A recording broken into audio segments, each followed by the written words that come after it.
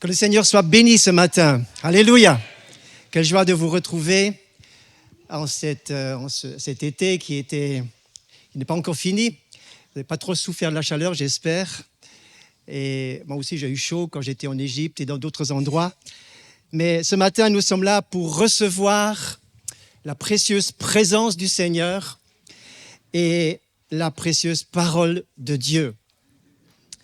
Nous nous réjouissons de ce que la parole de Dieu est vivante et efficace pour ceux qui ont un cœur ouvert. Nous venons au culte le dimanche en particulier, qui est la rencontre centrale de la semaine, avec un cœur préparé. Vous savez que ce que nous vivons un dimanche matin, c'est quelque part la résultante et le résultat de ce que nous vivons en semaine, mais aussi cela fait partie de notre préparation, la veille, la semaine, le matin même. Nous ne venons pas n'importe comment dans la maison de Dieu. Est-ce qu'on peut dire amen à cela? L'amour de Dieu, c'est ce que nous voulons.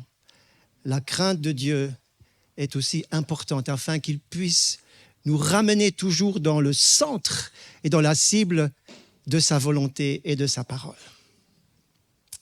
Je vous invite à lire avec moi dans le livre des Actes au chapitre 2, les versets 41 jusqu'à 44. Acte 2, 41.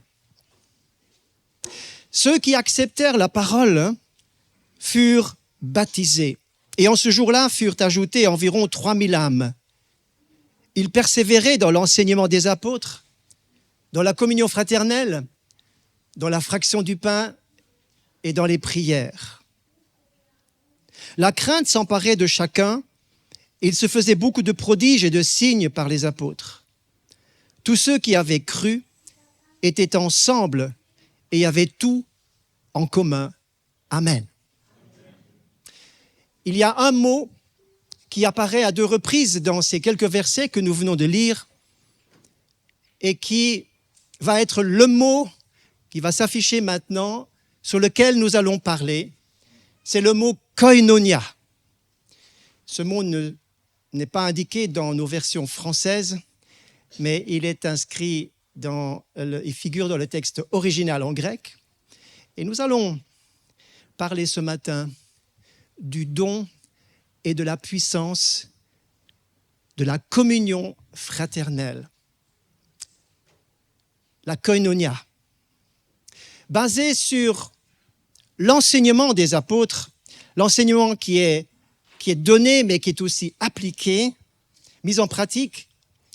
La première église, qui est notre église modèle, avait des liens très forts. C'était une société dans la société, c'était une micro-société en pleine croissance qui avait un lien particulier qui était donné comme un cadeau par le Saint-Esprit.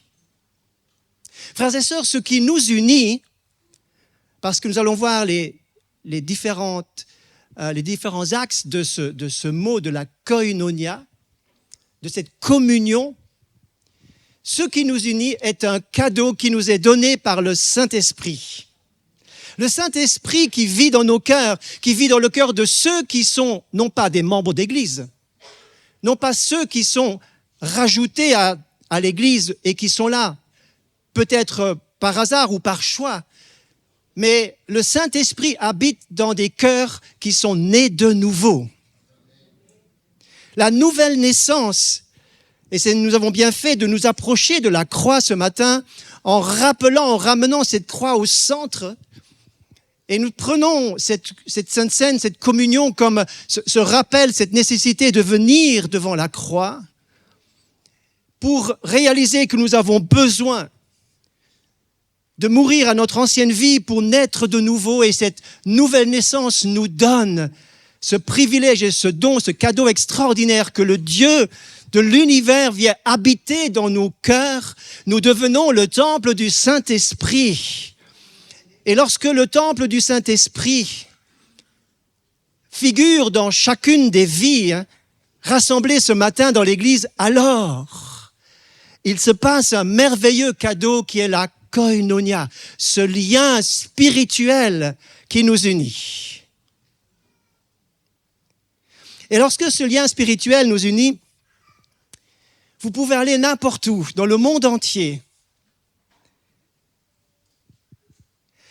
Et même si vous ne connaissez pas, vous n'avez jamais vu le visage d'un chrétien d'un autre pays, d'un autre continent qui parle d'autres langues, et que vous êtes assis à côté de lui, que vous êtes à côté de lui dans un contexte quelconque, une conférence, etc., il y a quelque chose qui est commun entre vous, la koinonia, le lien spirituel que l'on ne peut pas décrire, mais que l'on peut ressentir et vivre pleinement, et c'est extraordinaire. Est-ce que quelqu'un a déjà fait cette expérience ? Vous êtes à côté de quelqu'un je me souviens, j'étais dans une conférence en Finlande, bien sûr, les gens parlaient finlandais, j'avais jamais vu ces frères et sœurs, et il y avait un lien, une communion inexplicable. On ne se connaît pas, et pourtant il y a le lien. La koinonia, le don, et nous allons parler, la puissance. La fraction du pain, donc les Actes 2, 42 nous parlent des 4 piliers de l'Église, l'enseignement des apôtres, la communion fraternelle, la fraction du pain et les prières. Et les 2 aspects qui ressortent, c'est l'expression pratique de la koinonia, ce lien communautaire par la fraction du pain, la communion fraternelle. D'ailleurs, fraction du pain, ce n'est pas seulement la Sainte Seine. C'est aussi partager le pain pour le donner à quelqu'un. C'est aussi un élément de solidarité, de partage et d'avoir part et finalement de veiller les uns sur les autres pour que tout le monde ait au moins à manger. Ça fait partie de la fraction du pain aussi. Il y a ce côté, cette expression pratique, et les prières, c'est l'expression spirituelle, verticale, on peut dire, où nous avons cette intimité, cette communion avec le Seigneur Jésus. Alléluia. C'est ce que nous voulons vivre intensément à chaque instant. Le mot koinonia et ses dérivés, puisque dans le texte que nous avons lu, il revient déjà 2 fois, puisque au verset 42, il figure communion fraternelle, mais aussi au verset 44, ce qu'ils avaient en commun. Ce qu'ils avaient en commun. Koinonia. Ce mot et ses dérivés revient environ 40 fois dans le Nouveau Testament. 40 fois. C'est dire son importance. Il signifie donc communion.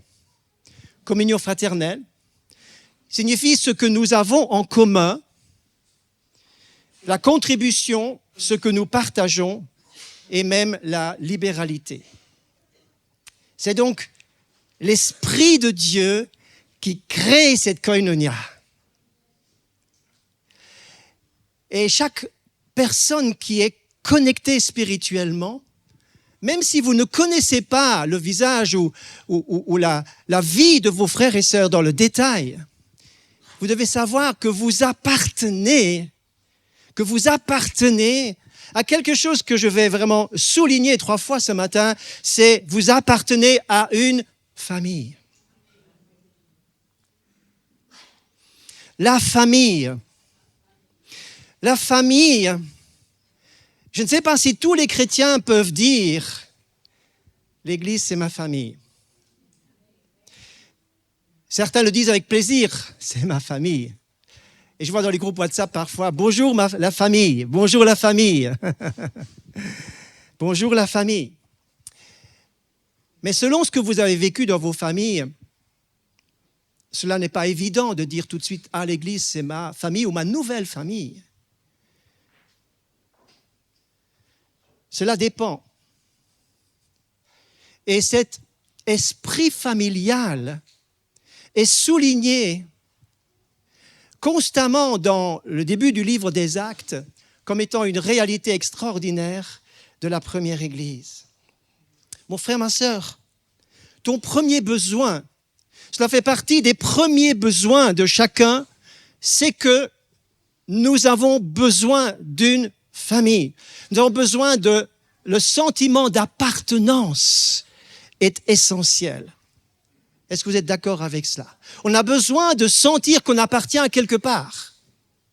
Il y a des personnes ici qui qui ont quitté leur continent, leur pays, pour finalement s'intégrer et s'installer dans la société en Suisse ou en France voisine, peu importe.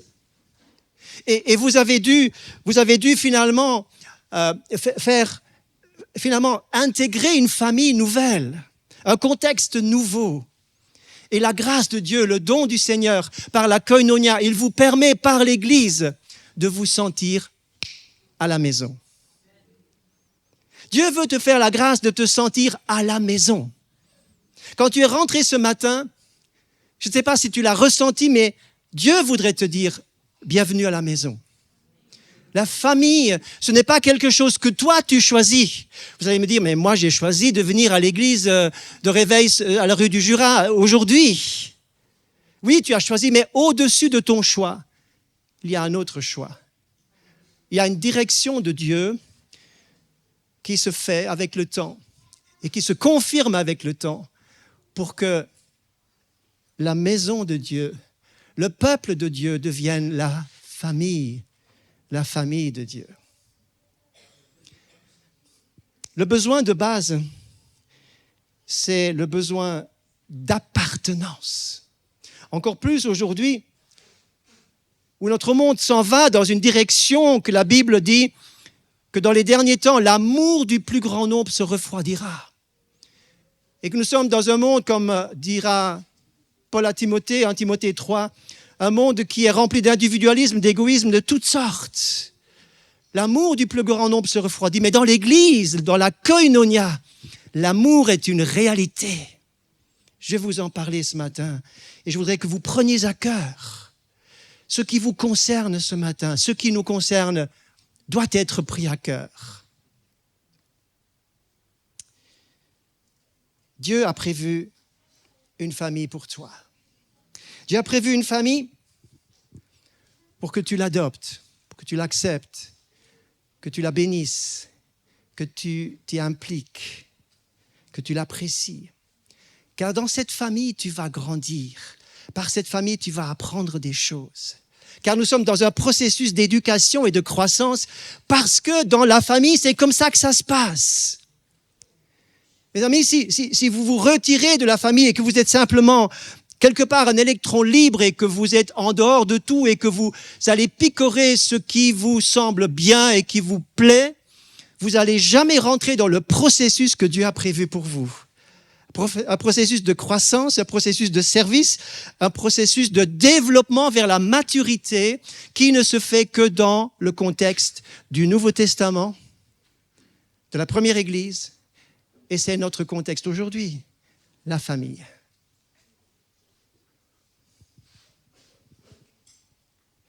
Je sens ce matin qu'il y en a qui disent « Mais moi, je ne suis pas gâté au niveau de ma famille. J'aurais tellement voulu être dans une autre famille. » Et en tant que communauté, nous compatissons avec ceux qui vivent des contextes difficiles au niveau de leur famille.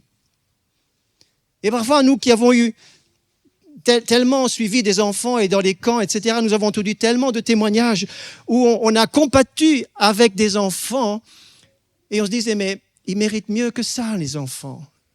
Ils méritent mieux que ça. Même si on n'a pas une vue d'ensemble de tout ce que vit cette famille complexe et compliquée. Mon frère, ma sœur, toi qui ressens que ta famille, tu n'es pas... Tu te dis, mais je n'adhère pas vraiment à ma famille. J'aimerais être ailleurs. J'arrive pas à la bénir, j'arrive pas à être satisfait. J'ai l'impression que j'ai été trompé quelque part. J'aimerais te dire premièrement que Dieu veut te guérir des blessures reçues, parfois très injustement au sein même de la famille. Le Dieu qui guérit, c'est marqué, il guérit, le Seigneur qui guérit, vient te rejoindre pour que tu guérisses au sein de ta famille naturelle. Et il aimerait te donner la grâce de goûter à sa réalité spirituelle. Au royaume de Dieu, à la koinonia qui est le lieu de la guérison, le lieu de la restauration, ce lieu où tu te sentiras bien dans ta famille. Et je voudrais que l'Église de réveil soit cette famille où chacun se sente bien à sa place. Chacun, sans exception. Laissons le Saint-Esprit faire son travail. Soyons obéissants et faisons la volonté de Dieu. Même si, comme toutes les familles, aucune famille n'est parfaite. On le sait bien. Mais ce n'est pas parce qu'elle n'est pas parfaite qu'il faut s'en échapper au plus vite, dès que le premier problème apparaît. C'est une tendance aujourd'hui.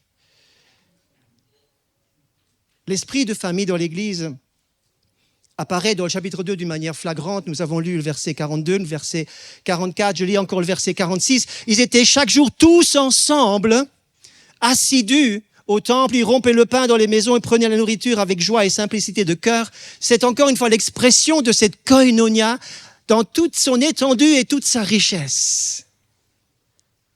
Je voudrais que mon frère, ma sœur, que tu vives cette koinonia dans toute l'étendue de sa signification, car c'est le projet de Dieu pour nous. Ce n'est pas juste assister à un culte, ce n'est pas juste assister à une réunion de prière, ce n'est pas juste participer de temps en temps à un service.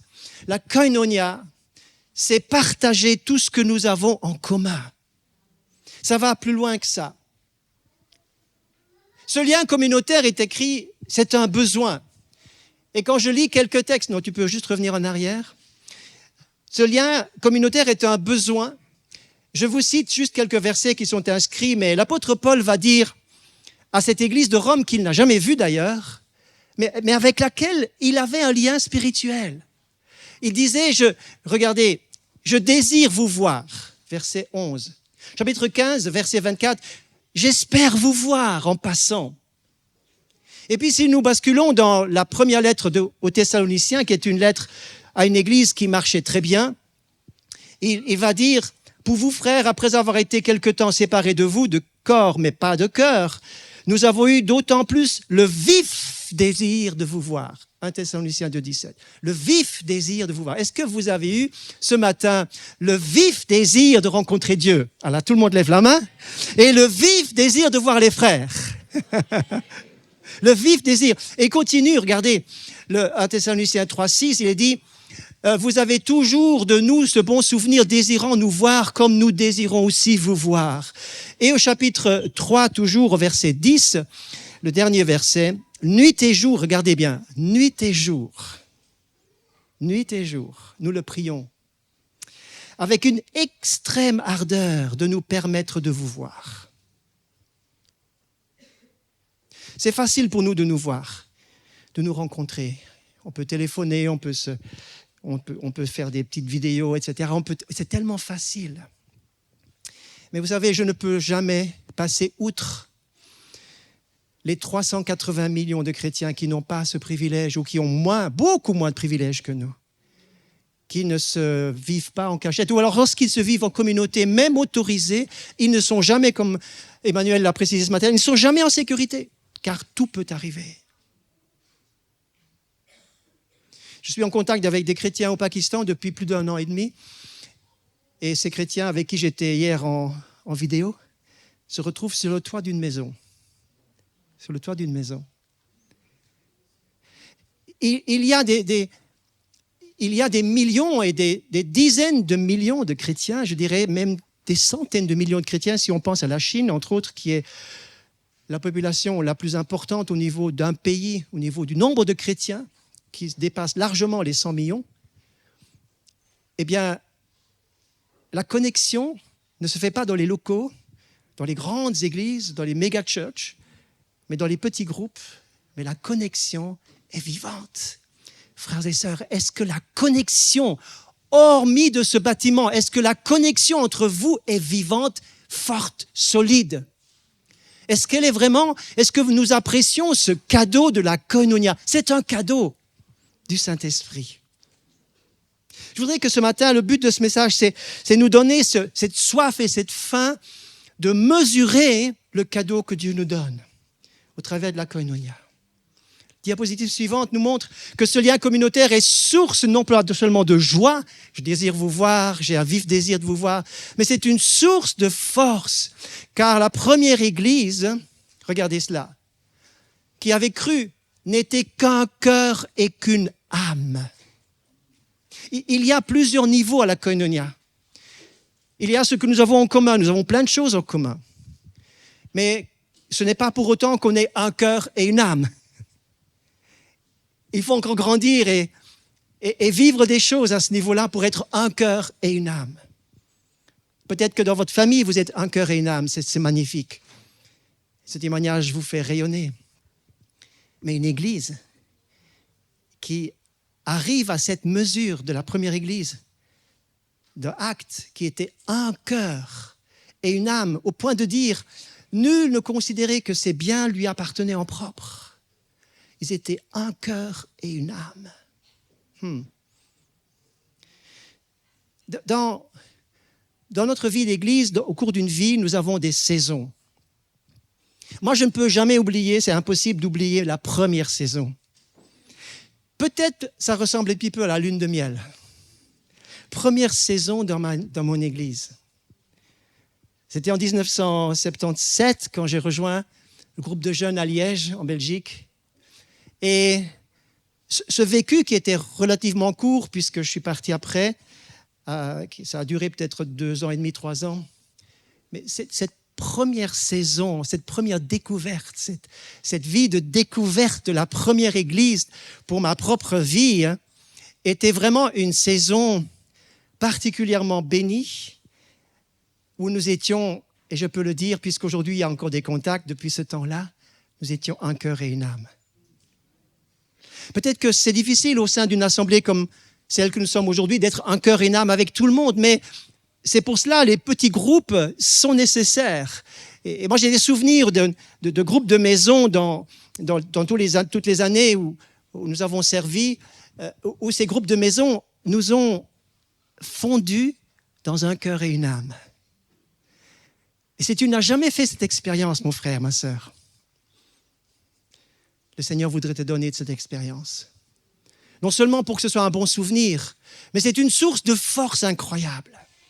C'est une source de force. Je trouve dommage que certains chrétiens restent seuls et restent faibles, restent complètement isolés, alors que Dieu a prévu la koinonia pour vous. Cette communion nécessaire. Regardons la suite. Ce lien communautaire qui est une joie, qui est une force, une plénitude aussi. Ce lien communautaire est aussi un don et nous avons besoin d'être exhortés. Si tu peux mettre la diapositive suivante, voilà. Et je voudrais maintenant examiner courtement avec vous trois aspects. Trois aspects de cette koinonia qui est exprimée dans le Nouveau Testament par l'expression « les uns les autres ». Est-ce que quelqu'un a déjà lu ça dans sa Bible ?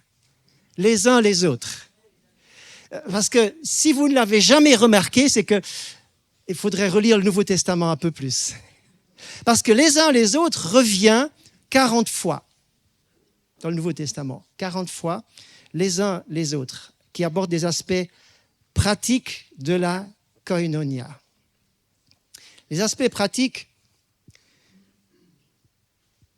nous montrent, parce que la parole de Dieu est pratique, que ce lien spirituel n'est pas juste un lien un petit peu dans l'air, un lien un petit peu fluide, difficile à cerner, difficile à expliquer, mais il y a beaucoup d'aspects pratiques. La Bible est pratique.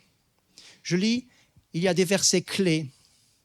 Car la koinonia ne se limite pas à échanger des informations, à communiquer, élaborer des projets ou des stratégies.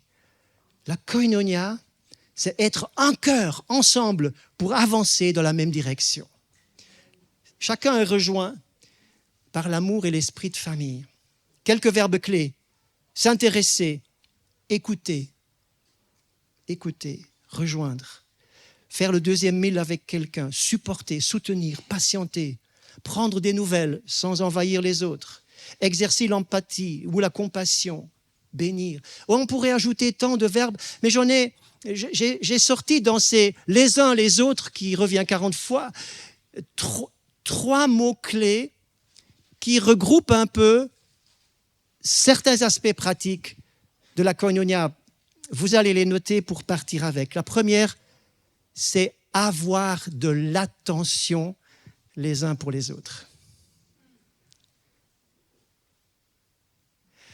Vous savez, quand vous rentrez dans un magasin ou là quelque part vous avez besoin d'acheter quelque chose, en principe, vous êtes accueilli. En principe. Pas toujours, mais... Et il y a des entreprises qui soignent l'accueil d'une manière magistrale. J'ai également vu que dans certaines églises, il y a soit pas d'accueil du tout, ou alors il y a un accueil démesuré, professionnel, extraordinaire. Mais ça s'arrête là. On a fait son travail, on a accueilli, on a accompagné la personne depuis la porte d'entrée jusqu'à son banc, et puis encore on lui fait un signe au revoir à la semaine prochaine. Mais frères et sœurs, ce n'est pas seulement l'équipe d'accueil qui est compris dans la koinonia les uns les autres, mais c'est chacun de nous qui sommes impliqués dans cela. Regardez ces quelques versets. Galates 6:2, portez les fardeaux les uns des autres. Supportez-vous les uns les autres, Colossiens 3:13. Hébreux 10:24, veillez les uns sur les autres. La koinonia, dans l'attention que nous portons les uns aux autres, va plus loin que simplement se donner la main ou se faire une bise quand on arrive. C'est bien, tout ça, ce n'est pas à négliger. Mais la parole de Dieu, elle va bien plus loin. Portez les fardeaux les uns des autres. Vous, mes frères, vous qui avez fait l'armée, moi je l'ai fait en Belgique, et pendant cette année d'armée que j'ai fait, je me souviens d'une phrase qui était importante. Personne ne reste en arrière. Vous avez déjà entendu ça peut-être. On était en bataillon, on était en train de marcher, on était en train de faire des manœuvres, etc. Et quand l'un est fatigué, on ne laisse pas en arrière. On ne dit pas, tant pis pour toi, tu n'as pas assez de ressources, tu n'as pas bien mangé ce matin. Non, on se débrouille pour l'amener avec nous. Et je me vois encore dans ces marches qu'on faisait dans la forêt, ou lorsqu'on arrivait dans une caserne quelque part, on était avec notre bagage, notre arme, et on arrivait en marquant le pas, etc. Et il y en avait qui étaient en train de chanceler tellement qu'ils étaient à bout de force. On les prenait l'un à droite, l'autre à gauche, pour qu'ils soient soutenus et qu'on avance tous ensemble. Personne ne reste en arrière. Si on appliquait ça à l'église, personne ne reste en arrière. Portez les fardeaux les uns des autres. Supportez-vous les uns les autres. Supporter veut dire porter sur. On veut le dire ensemble. Supporter veut dire porter sur. Pour un temps, tu portes ton frère, ta sœur, tu portes un problème qui n'est pas le tien, mais qui est celle d'un autre, celui d'un autre, etc. Nous sommes là pour nous supporter les uns les autres. Veillons les uns sur les autres. Et vous savez, ce qui est merveilleux dans la koinonia, c'est que lorsque le Saint-Esprit, qui est celui qui habite, nous sommes le temple du Saint-Esprit, lorsqu'il nous habite, il sait nous avertir. Si nous ne veillons pas toujours, le Saint-Esprit veille sur l'Église.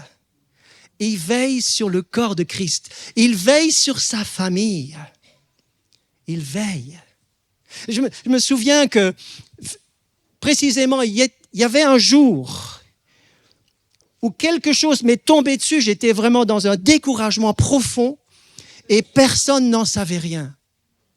C'est à ce moment-là que sur mon téléphone arrive un message, un verset, que m'envoie quelqu'un qui ne m'envoie jamais rien du tout. Et ce verset,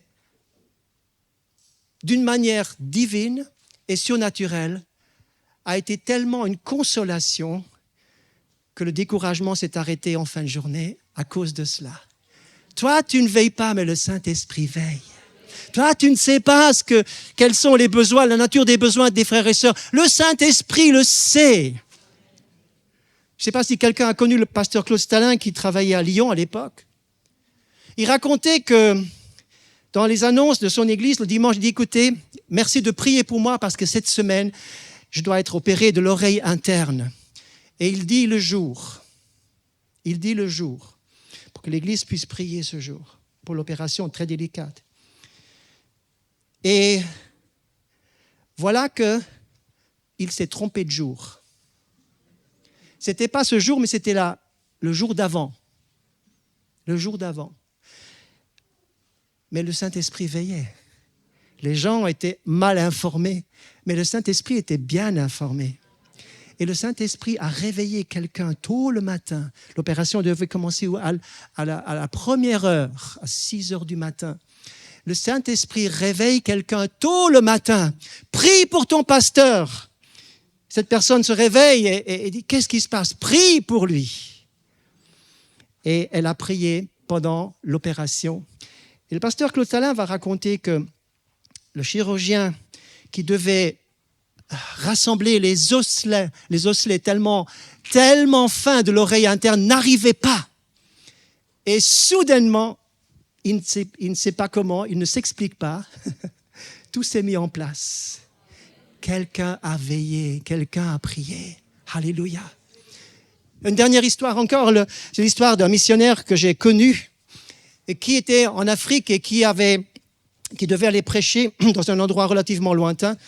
Et il était parti, mais comme il y avait eu des retards, il y avait eu toutes sortes de problèmes sur la route, ses boissons, son eau qu'il avait pris avec lui, il n'y avait plus rien. Donc il s'est arrêté pour boire de l'eau là où il en a trouvé. Et lorsqu'il arrive là où il devait prêcher, dans la nuit, il tombe malade. L'eau était contaminée. Il a une fièvre incroyable. Et il doit rester là toute la journée. La fièvre ne fait qu'augmenter. Et au bout du 2e jour, il était alité dans ce lieu où il avait prêché, complètement terrassé par une fièvre. Il a des hallucinations. Mais ce qu'il va voir n'est pas une hallucination. Il va voir un drap blanc, un drap noir qui arrive sur lui.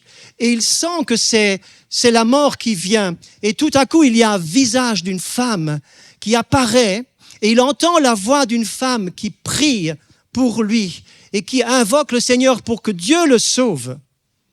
Cette femme, ce n'était pas sa femme, c'était une chrétienne d'un petit village en Allemagne, à plus de 10 000 kilomètres de distance, qui priait pour le missionnaire sans savoir qu'il était en danger de mort.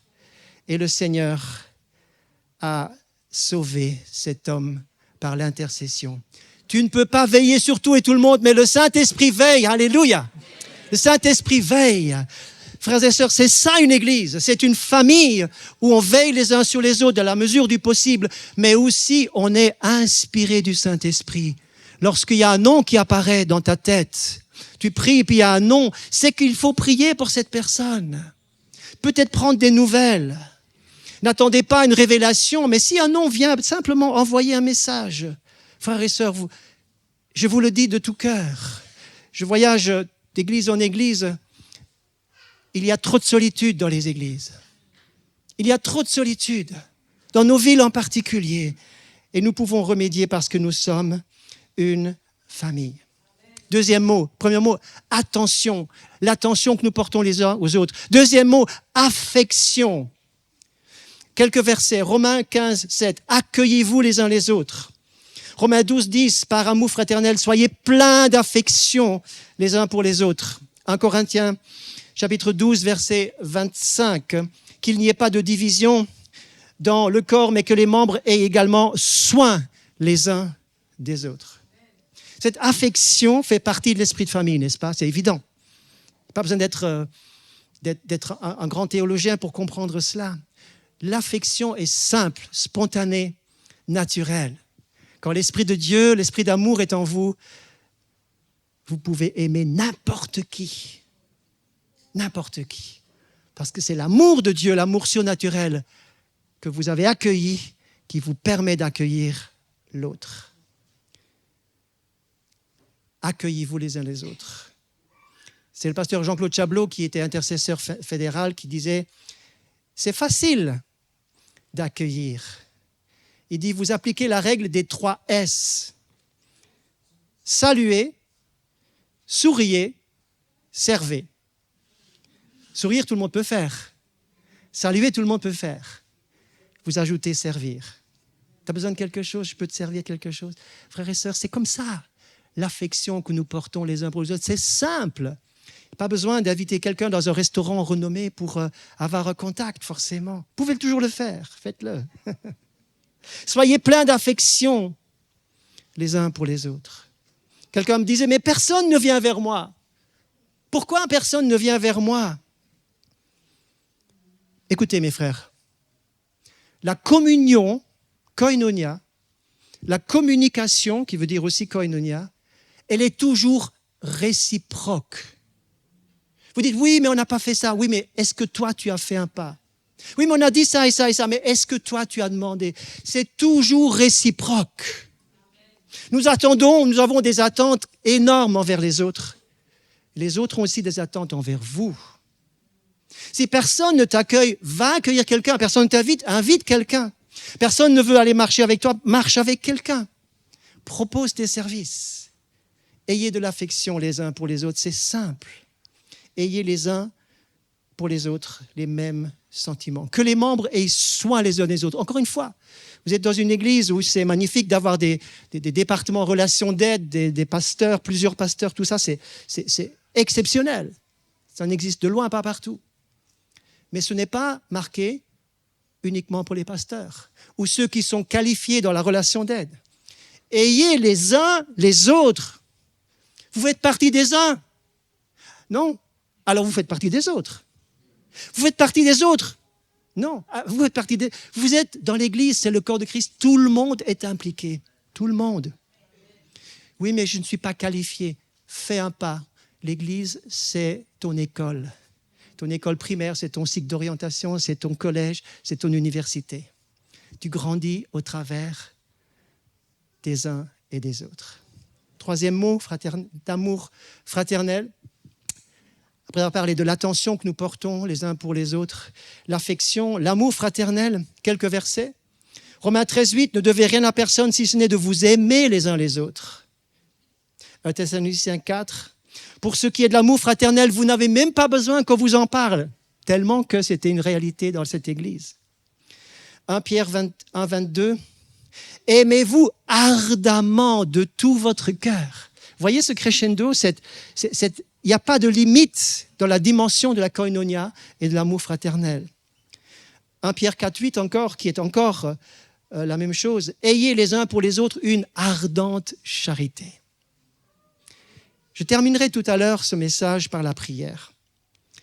Et nous allons demander que le Seigneur remplisse les cœurs, que tous les espaces vides, privés d'amour, d'affection, des endroits de solitude, puissent être remplis de l'amour de Dieu, car l'amour de Dieu, c'est le meilleur des médicaments, c'est l'amour qui va te guérir, qui va te remettre sur pied pour que tu puisses donner et faire partie de cette famille où Dieu t'a placé pour que tu sois une bénédiction pour la communauté tout entière. On pourrait encore dire beaucoup de choses, mais je vais raccourcir simplement. C'est une école, c'est l'école du pardon, ce serait peut-être le thème pour un autre message. Mais c'est aussi important de pouvoir, si tu veux mettre la diapositive suivante, c'est que nous soyons d'accord avec ce choix. Si la koinonia est un don du Seigneur et une puissance dans le monde d'aujourd'hui, elle demande un effort. C'est un choix. Faites tous vos efforts pour conserver l'unité de l'esprit par le lien de la paix. Pour bâtir la koinonia, il faut être d'accord de le faire. Le Seigneur fait ce cadeau, mais c'est à nous de nous mettre avec le Seigneur, d'être coopératifs avec le Seigneur pour que ça puisse marcher. Le deuxième verset que j'ai choisi, c'est dans 1 Pierre, plutôt 2 Pierre. Voilà, c'est celui-là. Comme sa divine puissance nous a donné tout ce qui contribue à la vie et à la piété, faites tous vos efforts pour joindre à la fois la vertu, la science, la tempérance, la patience, la piété, l'amour fraternel, koinonia. À l'amour fraternel, la charité, donc agapé. Demande un effort, un travail, afin que nous soyons accompli. Il y a encore beaucoup d'autres exhortations dans les uns et les autres que vous pourrez rechercher chez vous pour voir tous les aspects pratiques, très engageants, pour que l'Église soit une famille, pour que les gens du dehors puissent dire « mais c'est ça que je veux vivre ». C'est ça qu'on veut. Dans un monde où une société compliquée, où les gens sont méfiants, les gens sont apeurés, sont angoissés, etc., ne savent plus vraiment vers qui se tourner, l'Église, quand elle est une famille qui est gérée par cette koinonia surnaturelle et pratique, les gens vont affluer parce qu'ils voudront ça. Moi, quand j'ai vu ce groupe de jeunes, je me suis senti bien dès le départ. Et je me dis, mais c'est ça que j'ai toujours cherché. C'est ça que j'ai toujours cherché. L'Église, la famille de Dieu, c'est une micro-société gérée par le Saint-Esprit, avec notre accord de travailler dans la koinonia, qui va faire envie et qui va faire pâlir de jalousie les gens qui ne sont pas dedans, qui vont se ruer vers l'Église pour vivre cela et pour avoir part à la bénédiction de la koinonia. Dans le nom de Jésus, Amen. Alléluia. Je voudrais qu'on se lève maintenant, tous ensemble.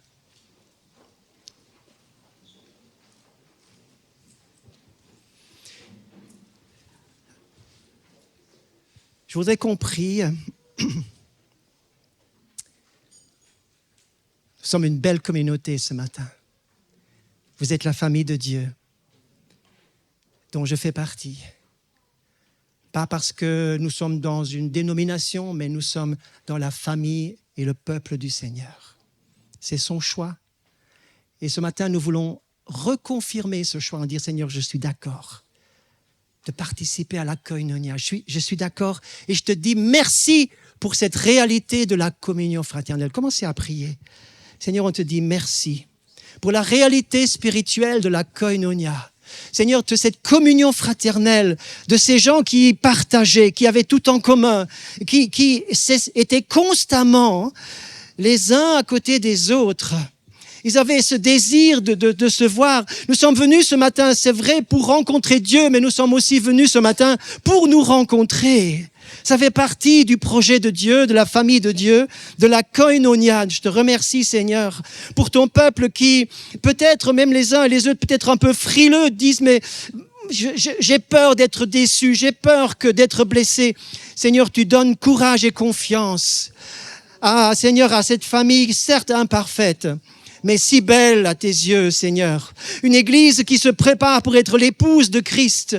Seigneur, tu travailles dans l'église. Seigneur, tu travailles dans ton peuple, Seigneur, pour le perfectionnement de chacun, afin que chacun soit prêt, Seigneur, à être beau, belle, Seigneur, pour le jour où tu viendras nous chercher. Tu ne viendras pas chercher une église désunie, Seigneur, individualiste, Seigneur, où il y a beaucoup d'incohérences. Seigneur, je te prie pour une église unie, une église où il y a de l'amour, il y a de l'affection, il y a de l'attention. Seigneur, je te remercie pour cette église qui est belle, que tu es en train de travailler, Saint-Esprit, dans les cœurs. Père, je te prie maintenant, Seigneur, que tous ceux qui ont été blessés, déçus, quelles que soient les raisons, avec raison ou sans raison, quelles que soient les réalités, Seigneur, cela ne nous concerne pas. Je voudrais, Seigneur, te prier que l'amour de Dieu soit versé dans leur cœur ce matin.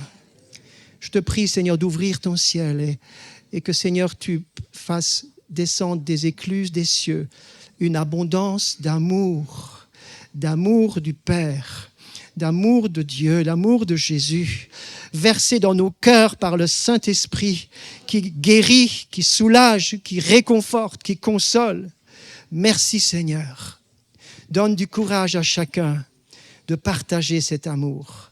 Donne Seigneur la volonté et l'effort demandé par toi Seigneur de contribuer à bâtir ton peuple, à bâtir et à bénir ta famille.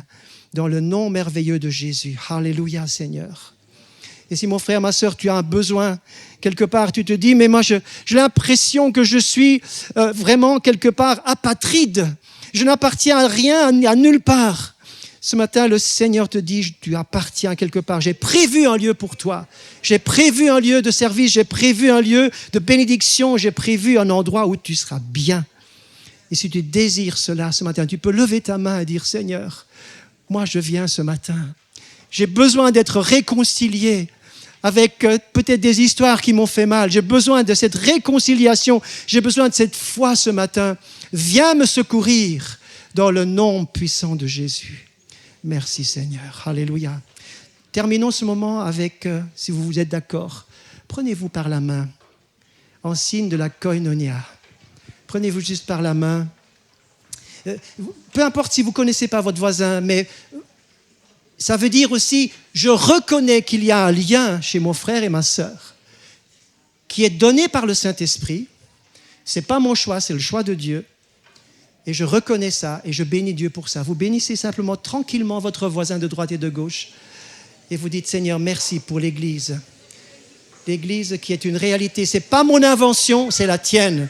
Ce n'est pas mon projet, c'est ton projet, Seigneur. Gloire à ton nom, Jésus. Alléluia. Alléluia, Jésus. Louange, louange à toi, Jésus. Merci, Seigneur, pour la grâce de Dieu qui coule, Seigneur, la grâce de Dieu qui se manifeste, la grâce de Dieu qui agit. Alléluia. Merci, Seigneur. Amen, Seigneur. Amen, Seigneur.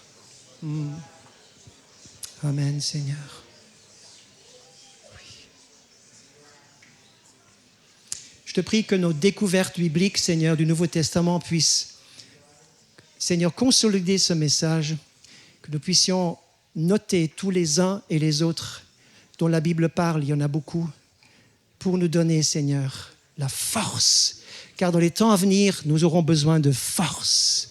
Et Dieu nous donne la force de la koinonia ce matin. Dans le nom de Jésus, et que le Seigneur soit béni. Je vous bénis aussi. Amen.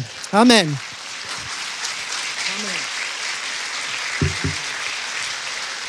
Alléluia.